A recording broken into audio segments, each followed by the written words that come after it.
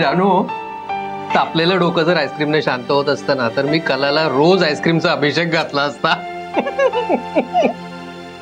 तिचं तंत्रच वेगळं आहे सगळं. बाबा राहू द्या ना, आता जे आहे तसं आहे. बरं ऐका, मी फ्रीजर मध्ये ठेवलंय त्यांच्यासाठी आईस्क्रीम. ते दोघंही आले ना की त्यांना खायला सांगा. निघू मी? निघतेस? बाबा घरी वाट बघत असतील ना सगळे. ये सावकाश जा. बाबा बाबा थँक्यू.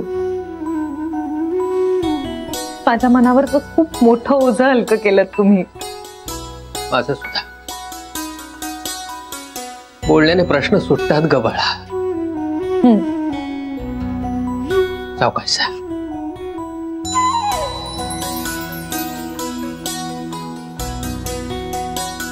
आणि त्या गधड्याची काळजी आता करू नकोस. सगळं व्यवस्थित होईल. थँक्यू.